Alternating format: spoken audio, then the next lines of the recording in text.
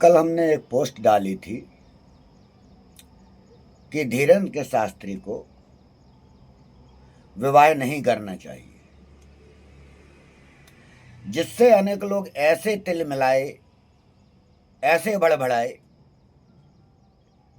जैसे उनकी बहनों की शादी टूट गई हो।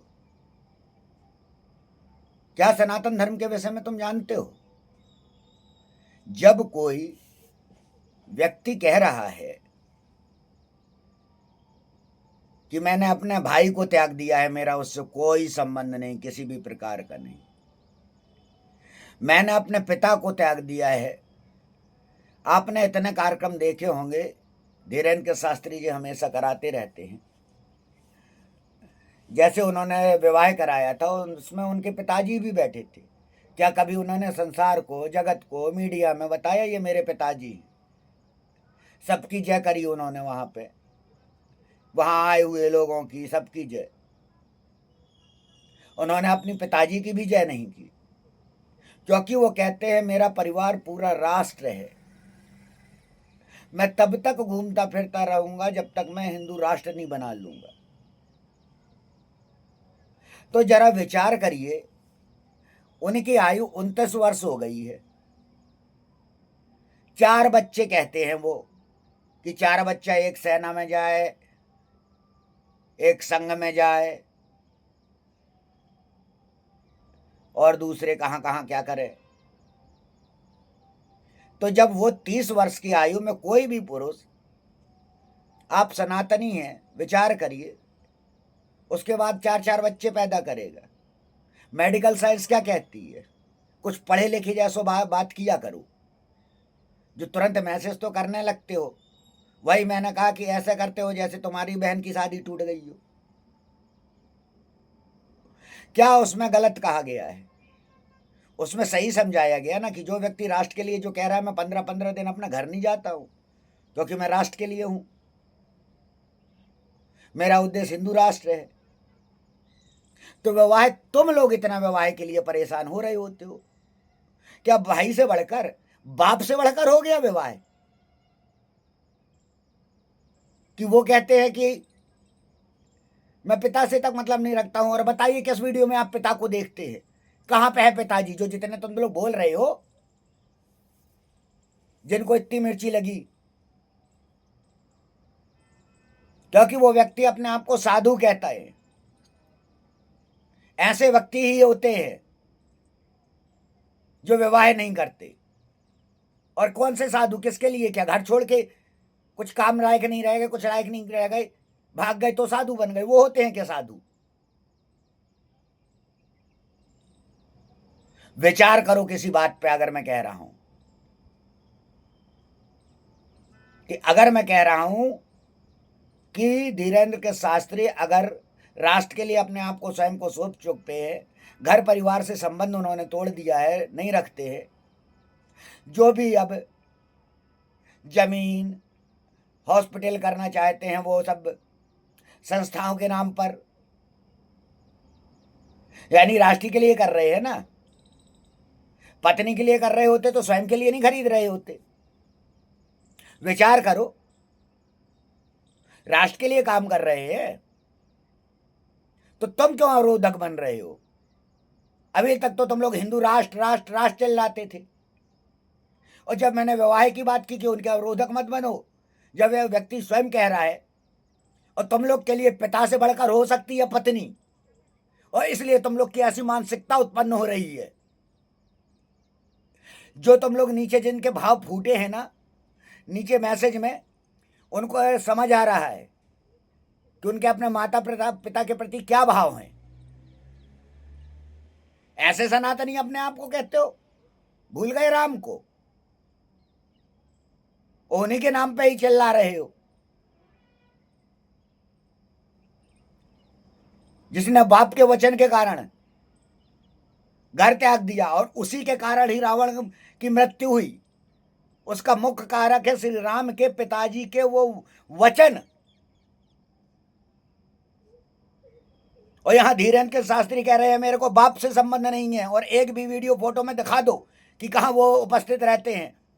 और जहां वो उपस्थित रहेंगे तो चुपचाप एक कोने में इस प्रकार से बैठे रहेंगे। तुम लोगों के लिए होगी बाप से बढ़कर पत्नी, इसलिए तुम लोग ऐसी मानसिकता रखते हो कि पत्नी बहुत आवश्यक है, पत्नी बहुत आवश्यक है, विवाह क्यों नहीं करें, विवाह क्यों नहीं करें।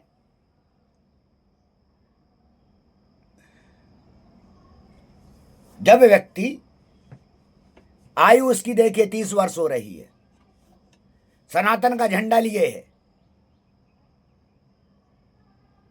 क्या साधु संत महात्मा बनने का अर्थ क्या होता है? जीवन जी लिया। जो विवाहित भी होते हैं वो जब जी के, जब साधुत्व की सब कुछ को छोड़ना, साधुत्व का अर्थ है सब कुछ छोड़ना, तब साधुत्व कहलाता है। सब कुछ ग्रहण करना साधुत्व नहीं कहलाता है। कई लोग मूर्खों की तरह परिभाषा पूछ रहे हैं, साधु क्या होता है? मैंने बनाई है, वर्षों उस पे लगाए हैं, positivethought.center.com। अगर अनपढ़ और गवार नहीं हो तो उस वेबसाइट को खोलो, उसमें सनातन के तुम्हारे जो वास्तविक प्रमुख ग्रंथ है, वेद, पुराण, उपनिषद, उसके अलावा भी जितनी तुम्हारी 80 रामायण है वो सभी वहां मिल जाएंगी। रामचरितमानस के पहले की मिल जाएंगी, वो अद्भुत रामायण भी मिल जाएगी, जहां तुम्हें रावण का संबंध सीता से मालूम चलेगा। तो ज्ञान जहां तक तुमने शिक्षा प्राप्त की होती है वहीं तक तुम्हारे पास ज्ञान रहता है, उससे अधिक नहीं तुम पहुंच पाते हो। इसलिए कहा है जीवन भर अध्ययन आवश्यक है। और आज भी मैं 4 से 6 घंटे अध्ययन करता हूं, क्योंकि शिक्षा अति आवश्यक है, शिक्षित होना अति आवश्यक है। अगर आज ये सड़कों पे क्यों लड़के खड़े हुए हैं? उस शिक्षा नीति के लिए ना, तुम्हारे भविष्य के लिए ना। और तुम लोग मानसिक गुलाम पूरे बनते जा रहे हो। आज विज्ञान कहां पे है? हमारे ऋषि मुनि संत महात्मा क्या थे? वैज्ञानिक थे। आज मैं अगर कहता हूं कि तुम्हारे ये बाबा ढाबा तो नहीं करा सकते हैं, तुम्हें जैसी देवी देवताओं के दर्शन करना है मैं कराने में सक्षम हूं, कराता हूं, क्योंकि वो सिद्धियां जो हैं वो तुम्हारे भीतर मौजूद होती हैं। गुरु का अर्थ होता है तुम्हें अंदर जगा कर तुम्हें शेर बनाना, ना कि तुम्हें चेला बनाकर अपने पीछे घुमाना। यह गुरु का अर्थ नहीं है। गुरु का अर्थ होता है संघ बनाओ अपने शिष्य को, जो स्वयं करने में सक्षम हो, जो स्वयं विपत्तियों से निपटने में सक्षम हो। यह नहीं कि हर चीज का गुरुजी हमारा क्या होगा, इस चीज का गुरुजी अब हम ये कैसे करेंगे, गुरुजी अब ये कैसे। बुद्धि विवेक, इसलिए कहता हूं ज्ञान रखो। कुछ बोलने के पहले जरा विचार किया करो कि क्या तुमने उसमें ज्ञान प्राप्त किया है। इसलिए फिर कह रहा हूं, positivethought.center.com जो वेबसाइट मैंने 5-6 साल हो गए बनी हुई रखी है, जिसमें सनातन के सभी ज्ञान हैं, ताकि आम व्यक्ति भी पहुंच सके और मानसिक गुलामी से बाहर निकले।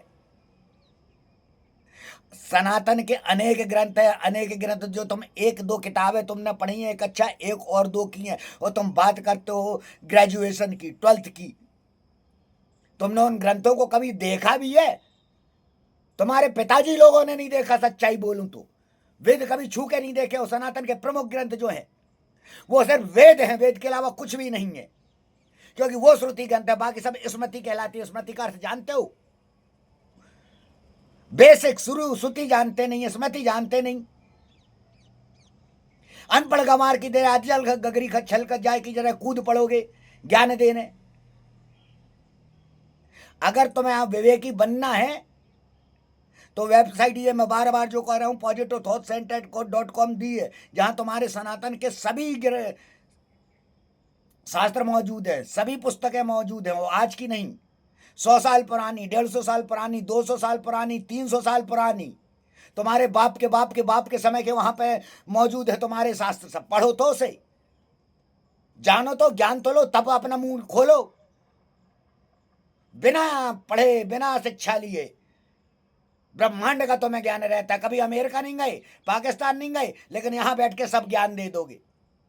क्यों? इंद्रियों के द्वारा तुमने सिर्फ सुना है, कान से सुन लिया, आंख से देख लिया, तुम्हारी गुलामी चालू किया, बस ऐसा होता है। और सनातन का अर्थ है जिसका आदि ना अंत, वो ज्ञान, वो 5 तत्व जिसके द्वारा तुम स्वयं जान सकते हो, जो समाधि स्थिति होती है। और समाधि के अंदर बाद ही तुम्हें वो ज्ञान की उपलब्धि होती है जिसके द्वारा तुलसीदास जी की रामचरितमानस लिखी गई, जिसके द्वारा वेदव्यास जी की महाभारत लिखी गई,